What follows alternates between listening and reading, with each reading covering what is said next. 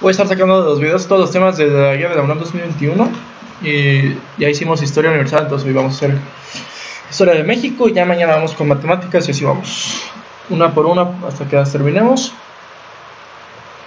Cualquier duda que tengan de algún tema en especial, puede ser que se las contesto y puede ser que haga los videos de algún tema en específico. Bueno, entonces a ver, a 107 dice, un segundito, perdón.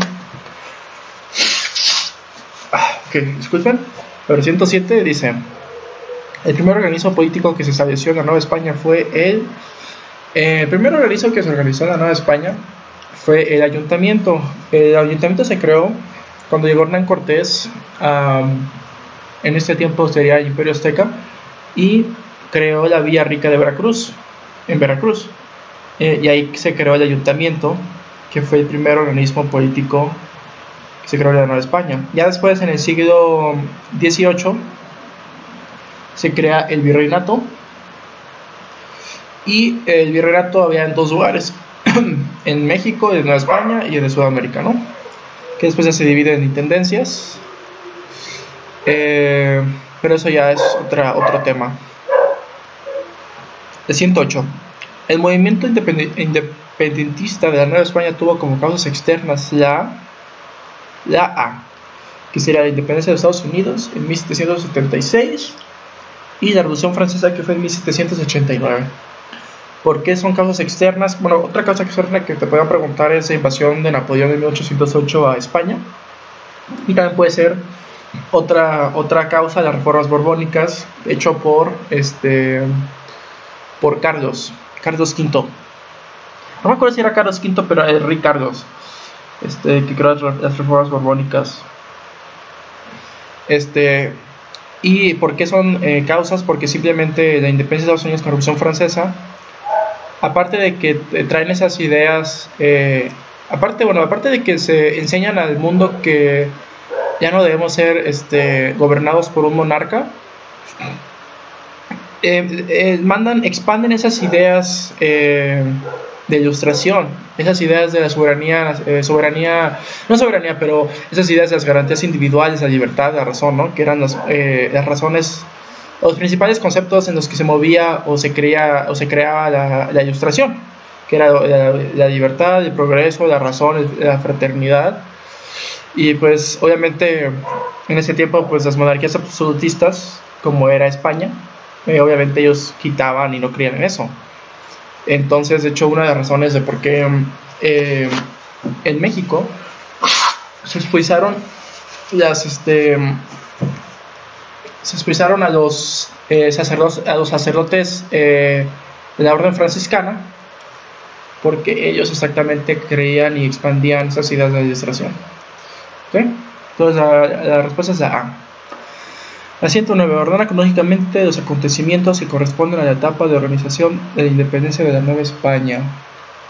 Bueno, esto obviamente aquí tenemos que saber exactamente cómo fueron los sucesos.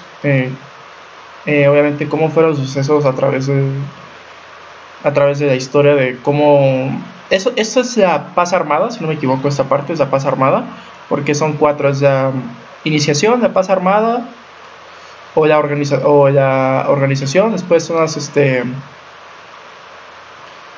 es cuando las guerrillas, y después es el final, o sea, ya cuando Iturbide ya hace los tratados de Córdoba.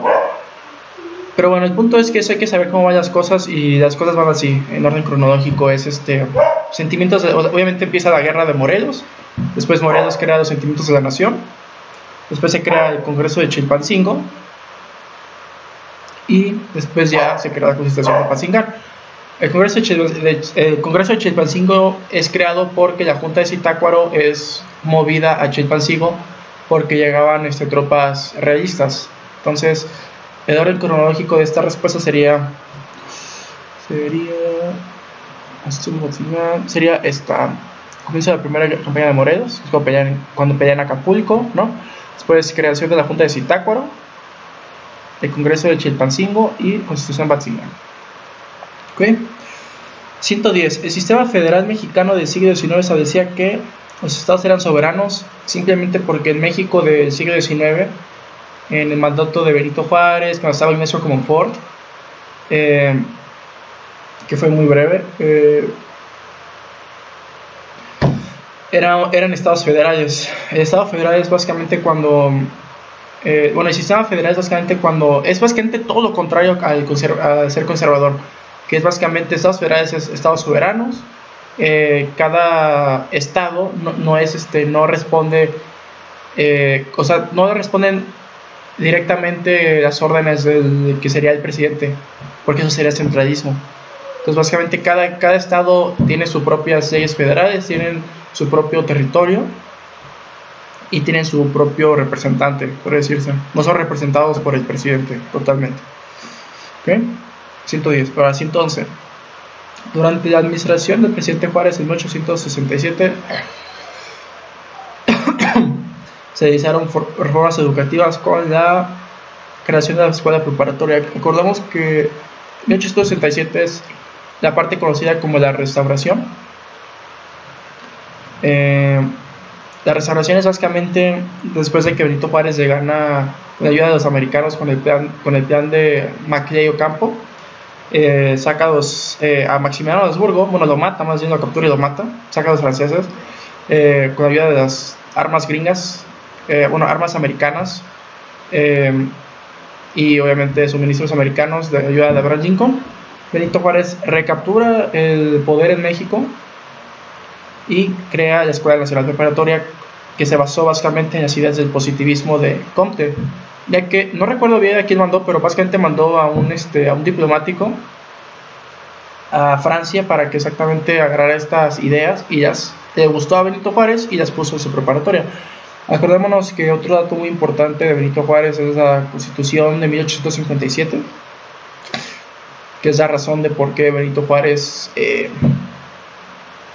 pierde su poder. No era presidente, pero es uno de los principales personajes. 1857 queda la Constitución, 58 a 61 es la Guerra de Reforma, y otra vez regresa y llega Maximiliano de Habsburgo.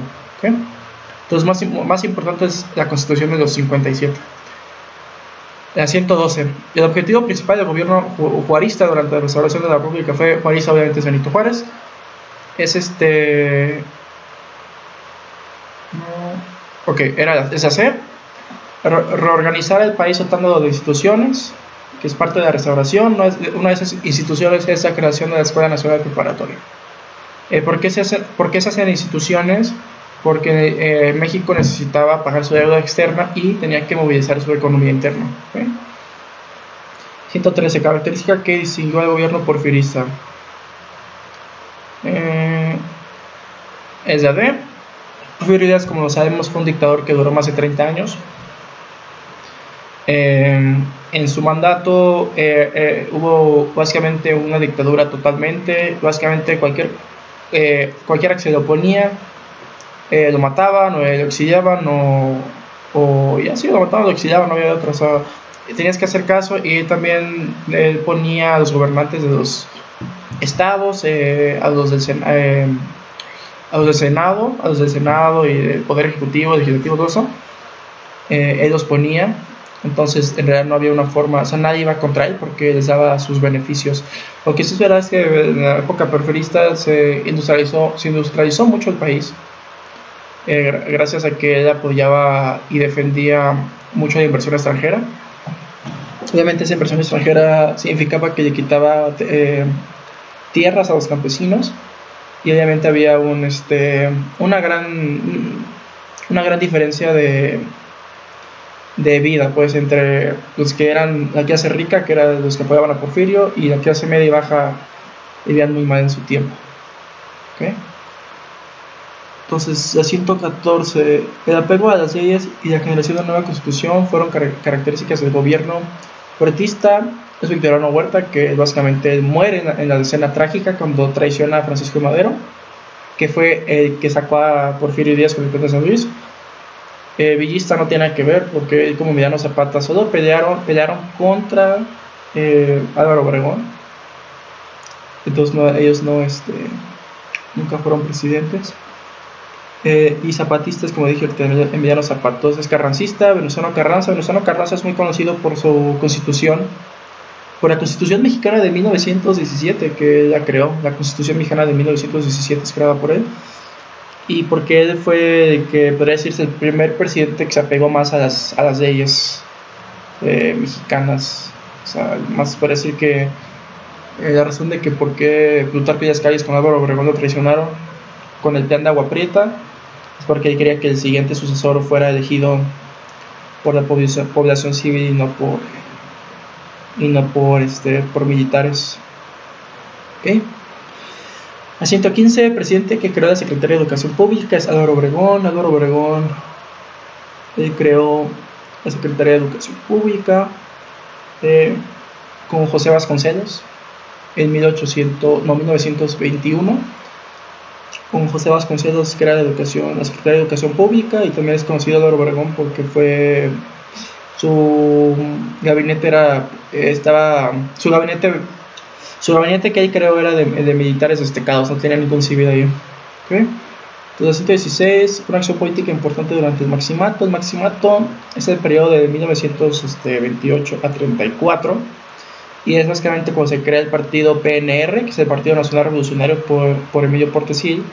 Básicamente el Maximato es caracterizada porque el jefe máximo era Plutarco Elías Calles, que puso a los tres presidentes que fueron parte del Maximato, que fue Emilio Portes Gil, que es el que da autonomía a la Universidad Nacional, y es el que crea el partido PNR, que era para facilitar el mandato de Plutarco Elías Calles, el PNR. Después es Pascual Ortiz, que es el que crea la Ley Federal de Trabajo, y después viene Abelardo Rodríguez, que es el que crea la hipotecaria y la financiera, ¿okay?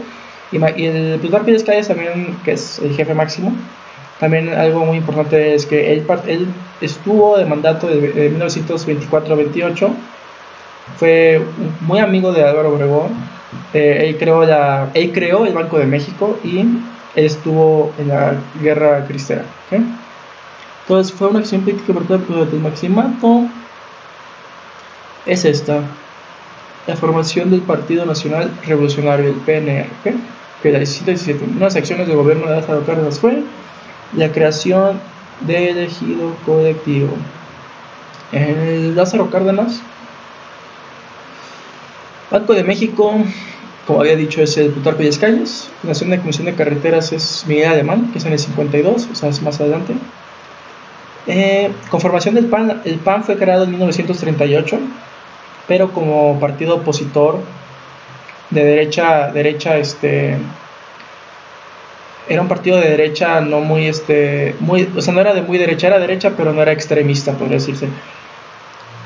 Y fue un partido que iba en contra de Lázaro Cárdenas, como había dicho, y Lázaro Cárdenas cambió el nombre del Partido Nacional Revolucionario a Partido Nacional Revolucionario Mexicano, bueno, de la Revolución Mexicana, Partido Nacional de la Revolución Mexicana.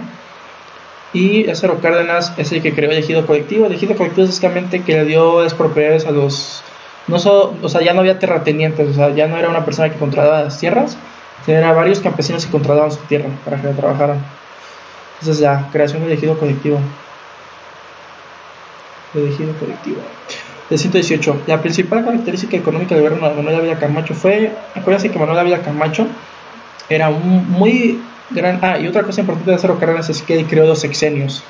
Entonces el primer sexenio fue de él, que fue de 34 a 40. Manuel Ávila Camacho era un muy buen amigo de Lázaro Cárdenas. Él estuvo en la Segunda Guerra Mundial, fue el que participó más, fue el que mandó el famoso Escuadrón 201, del 40 al 46. Él es el primer presidente que podría decirse participó en el periodo del Milagro Mexicano, que es el 40 al 52. Y él es el que creó dos conceptos que podrían venir en una pregunta en su examen. Él creó básicamente la unidad nacional y el civilismo. ¿Okay? Entonces, si te preguntan en qué se basó Manuel Ávila Camacho y Miguel de la Madrid, que es el 46-52, es unidad nacional y civilismo.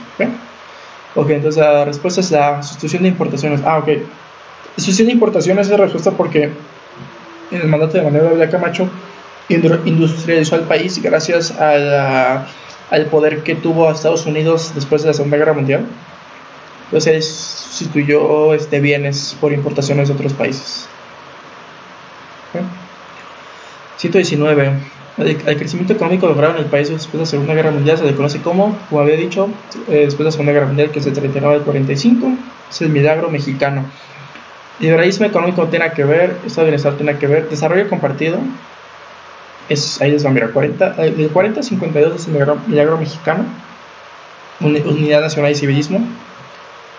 De 52 al 70, que es Adolfo Ruiz Cortines, Adolfo López Mateos y Gustavo Díaz Ordaz, del 52 al 70 es desarrollo estabilizador.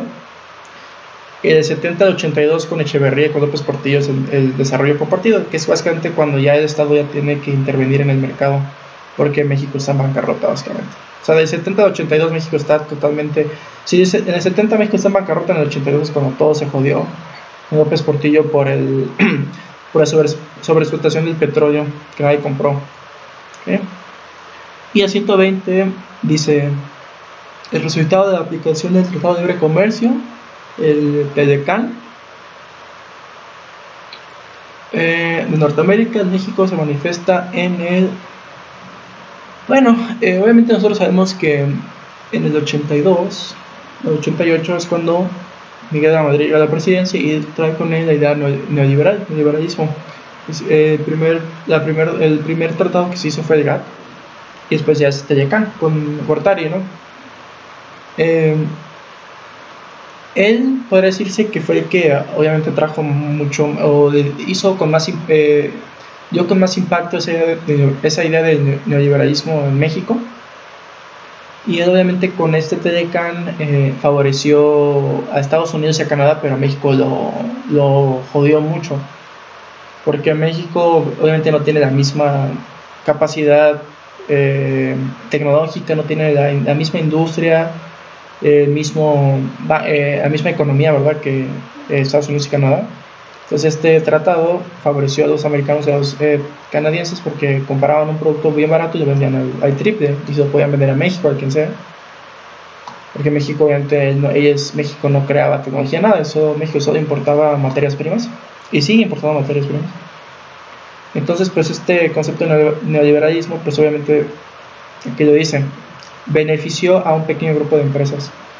Una de esas pequeñas empresas puede ser, uno de esos pequeños empresarios que benefició fue a Carlos Slim, que fue el que compró Telmex, porque Gortari lo que hizo fue vender, en unos conceptos de neoliberalismo es privatizar todo lo que es el sector público. Entonces, ¿qué hace esto? Que básicamente todas las empresas públicas, como por ejemplo Telmex, se las vende a sus amigos, y obviamente también por esto se reducen los gastos públicos, que obviamente afecta a la población. Entonces, básicamente el resultado de la aplicación del neoliberalismo en México, uno de esos ejemplos es el TEDECAN, es mentira, el proletariado es el trabajador, que es mentira, no, al contrario, eso jodió a la clase media. El resultado básicamente fue el beneficio a un pequeño grupo de empresas. Entonces ya con eso terminamos Historia de México. Espero que les haya gustado, que entendieron. Alguna duda o pregunta que me quieran poner en los comentarios, me la pueden dar sin ningún problema. Y ya después vamos a ver, vamos con biología después, así nos damos cada día para terminar el temario. Ya después voy a estar sacando videos de Lexani, que también es algo que quiero hacer para la gente que va a la marina. Entonces nos estamos viendo, gente, nos vemos.